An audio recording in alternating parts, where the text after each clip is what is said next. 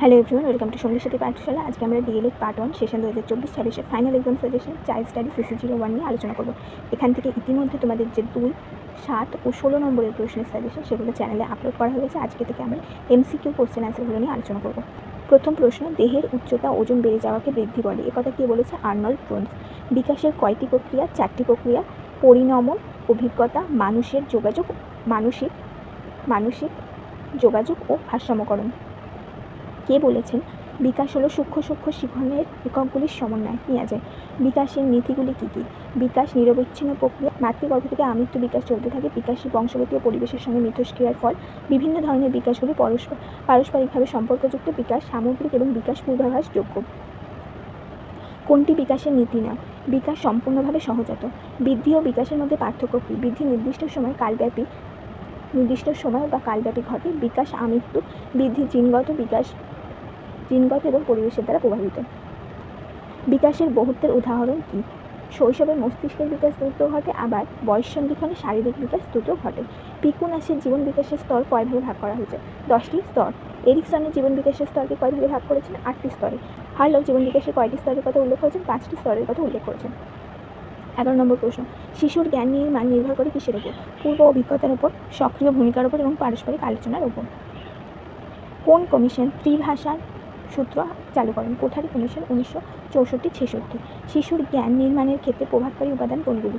শিশুর পরিবেশ, জ্ঞানের মাধ্যম, সহপাঠীবৃন্দ, শিক্ষকের বক্তব্য। লিও ভাইগটস্কি কোন নির্মিতিবাদের কথা উল্লেখ করেছেন? সামাজিক নির্মিতিবাদ। নির্মিতিবাদ দৃষ্টিভঙ্গি সম্পর্কে সর্বপ্রথম কে ধারণা দিয়েছিলেন? ইতালীয় দার্শনিক ফিকো।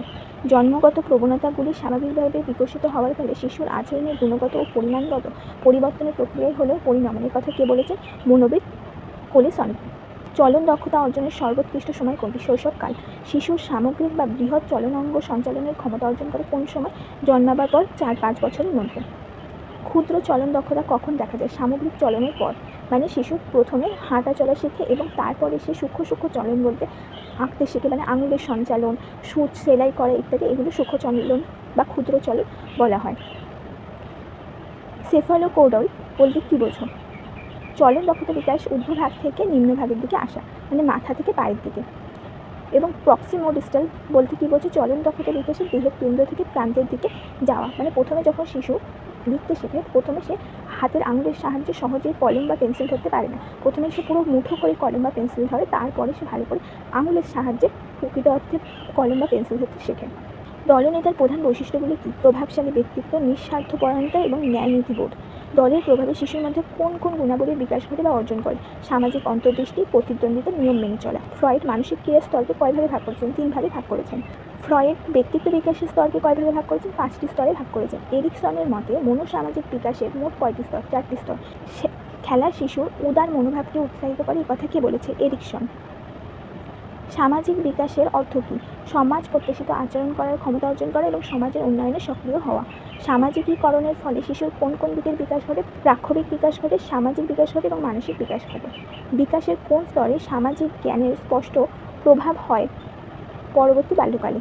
জ্ঞান বা দল কিভাবে শিশুদের সামাজিকীকরণে সাহায্য করে? দলের প্রতি অনুগত থাকতে শেখায়, দলের নিয়ম নীতি অনুসরণ করতে শেখায়, নিজের কার্যাবলীর প্রতি বন্ধুদের সমর্থন ও অন্য দেশকে সাহায্য করার মনোভাব গড়ে তোলে। সামাজিকীকরণ আসলে কি? একটি শিখন প্রক্রিয়া। জেন্ডার বা লিঙ্গ আসলে কি? একটি জৈব সামাজিক প্রক্রিয়া। ব্যক্তি জীবনের সবচেয়ে গুরুত্বপূর্ণ ও অধিক সামাজিকীকরণ ঘটে কোন সময়? বয়ঃসন্ধিক্ষণে। সামাজিকীকরণ শুরু হয় কোথা থেকে? গৃহ ও পরিবার থেকে। সামাজিকীকরণের সবচেয়ে গুরুত্বপূর্ণ উপাদান কি? ভাষা। আত্মবোধের কয়টি উপশ্রেণী ও কী কী? 3টি। সেলফ ইমেজ, আত্মমর্যাদা ও আত্ম উৎকর্ষতা। স্কিনারের আত্মনিয়ন্ত্রণের পদ্ধতি সম্পর্কে কয় ভাগে ভাগ করেছেন? 9 ভাগে ভাগ করেছেন। স্কিনার আত্মনিয়ন্ত্রণের পদ্ধতিগুলি কী কী? উদ্দীপকের পরিবর্তন, সক্রিয় অনুবর্তন এবং সম্পৃক্ত করা বা আলাদা করা বা বিচ্ছেদ ঘটানো। শিশুর কখন সামাজিক ধারণা গড়ে ওঠে? নিজের সম্পর্কে ধারণা গঠনের পর। আত্মবোধ বিকাশের উপর গবেষণা করেছেন কে? গিজেল, মনোবিদ গিজেল। বৌদ্ধিক বিকাশের সঙ্গে নৈতিক বিকাশের সম্পর্কের উপর গবেষণা করেছেন কোন কোন বিজ্ঞানী বা মনোবিজ্ঞানীরা? নিয়াজি এবং কোহিলবার্গ। কোহিলবার্গের নৈতিক বিকাশের নির্ভর করে কিসের উপর? বুদ্ধি বা জ্ঞান বিকাশের উপর, মূলত বৌদ্ধিক বিকাশের উপর। কোন বিকাশ অপেক্ষাকৃত দেরিতে ঘটে। নৈতিক বিকাশ। কাকে সমাজবিদ্যার জনক বলা হয়? অগাস্ট কোটকে। প্রক্ষোভ আসলে কি? অনুভূতির বহিঃপ্রকাশ। মনোবিজ্ঞানীদের মতে প্রক্ষোভের কয়টি স্তর? 3টি স্তর। প্রাক্ষোভিক বিকাশ কিভাবে ঘটে? নিরবিচ্ছিন্ন এবং বিচ্ছিন্ন উভয়ভাবেই ঘটে থাকে। ক্রোধের বহিঃপ্রকাশ কয়ভাবে হয়? 2 ভাবে। প্রক্ষোভের ইংরেজি প্রতিশব্দ ইমোশন কোন শব্দ থেকে উদ্ভূত হয়েছে? লাতিন শব্দ ইমোভার থেকে এসেছে, যার অর্থ উত্তেজিত হওয়া। হিল ওয়ার্সবর্নের মতে বিভিন্ন ব্যক্তিত্ব সম্পন্ন শিক্ষক শিক্ষিকারা কয় প্রকার ও কী কী? 3 প্রকার। প্রলয়ঙ্করী স্বভাবের এবং আত্মনিয়ন্ত্রণকারী এবং ভীতু। অভিজ্ঞতার ভিত্তিতে নতুন আচরণ আয়ত্ত করা বা পুরনো আচরণকে শক্তিশালী বা দুর্বল করার প্রক্রিয়া হলো শিখন। এর কথা কে বলেছেন? মনোবিদ স্মিথ। শিখন হলো অভ্যাস, মনোভাব গঠন ও জ্ঞান অর্জনের প্রক্রিয়া। কথা কে বলেছেন? মনোবিদ ক্রো অ্যান্ড ক্রো। শিখনের উপর গুরুত্বপূর্ণ গবেষণাগুলি কারা করেছেন? থর্নডাইক, হোহেলার এবং স্কিনার। শিখন কী ধরনের প্রক্রিয়া? অর্জিত প্রক্রিয়া। অনুশীলনের ফলে আচরণের পরিবর্তন হয়, তাকে কী বলা হয়? শিখন বলা হয়। থর্নডাইক শিখনের মোট কতগুলি বা কটি নীতির কথা উল্লেখ করেছেন? 8টি। কার্যকরী স্মৃতি বলতে কাকে বোঝানো হয়? স্বল্পস্থায়ী স্মৃতিকে। কার্যকরী স্মৃতির স্থায়িত্ব কতক্ষণ? 30 সেকেন্ডের কম। স্মৃতি কয় প্রকার ও কী কী? 3টি উপাদান। স্মৃতির কয়টি উপাদান ও কী কী? স্মৃতির কয়টি উপাদান ও কী কী? 3টি উপাদান। শিখন বা স্থিরকরণ, সংরক্ষণ বা ধারণ এবং পুনরুত্থাপন। পুনরুদ্দীপ ও প্রত্যভিজ্ঞা স্মৃতির কোন উপাদানের অন্তর্ভুক্ত? পুনরুত্থাপনের 2টি শ্রেণী।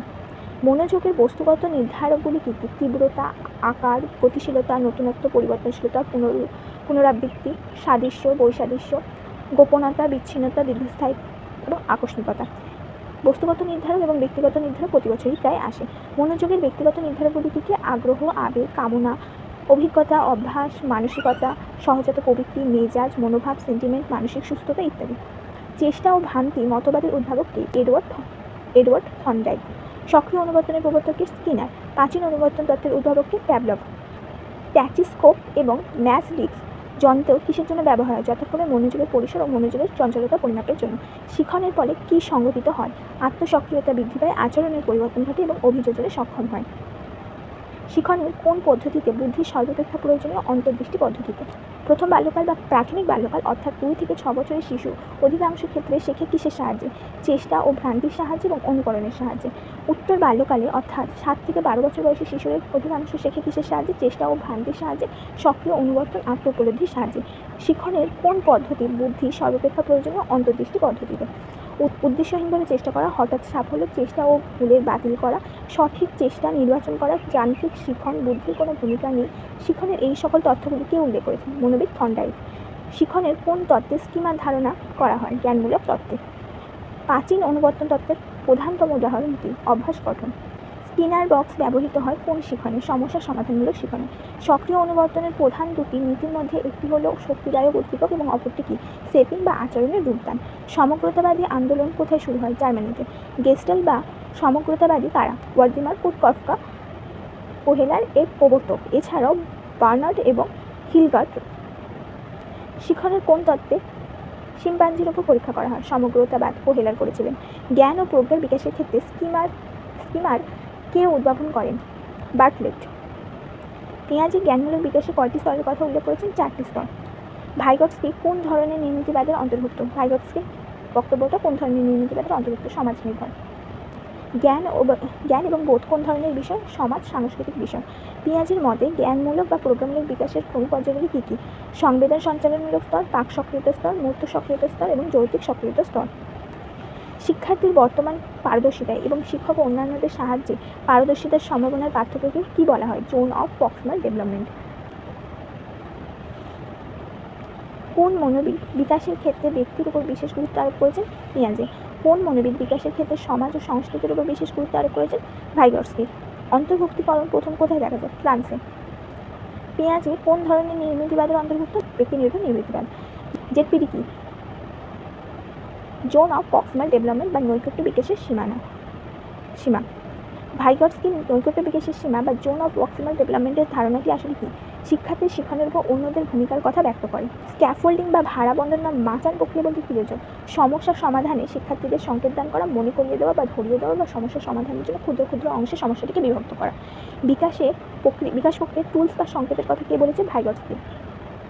জোন অফ প্রক্সিমাল ডেভেলপমেন্ট বা ভাইগটস্কির মানসিক প্রক্রিয়া বিকাশের কয়টি স্তর দেখা যায়? দুটি স্তর দেখা যায়, প্রকৃত বিকাশের স্তর এবং সম্ভাবনা স্তর। খেলার প্রধান বৈশিষ্ট্য কী? সৃজনধর্মী প্রকাশ, স্বাধীনভাবে কাজ করে এবং অভিজ্ঞতা অর্জনের একটি উপায়। খো খো খেলা প্রথম কোথায় দেখা যায়? মহারাষ্ট্রে। কবাডি খেলা কোথায় হয়েছিল? ভারতীয় খেলা। ভাষার প্রধান বৈশিষ্ট্য কী? অতীত, বর্তমান, ভবিষ্যৎ সম্পর্কে প্রকাশ করা যায়। মুক্ত এবং বিমুক্ত সমস্ত ধরনের বস্তু ভাষার সাহায্যে প্রকাশ করা যায়। ভাষা হলো প্রতীক যোগাযোগের অন্যতম মাধ্যম। ভাষার তাত্ত্বিক ব্যাখ্যায় মডেলিংয়ের কথা কে বলেছেন? বান্দুরা। যোগাযোগ, যার ইংরেজি প্রতিশব্দ কমিউনিকেশন, কোন শব্দ থেকে এসেছে? লাতিন শব্দ কমিউনিস থেকে এসেছে, যার অর্থ হলো সাধারণ। এই ছিল তোমাদের 101টি গুরুত্বপূর্ণ CC01 থেকে MCQ প্রশ্ন, যেগুলো আমরা আজ এখানে উল্লেখ করলাম। অবশ্যই তোমরা যে তোমাদের বাকি 5টা সাবজেক্টে 2, 7 ও 16 নম্বরের যে প্রশ্নের সাজেশন, সেগুলো চ্যানেলে ভিজিট করে দেখে নেবে।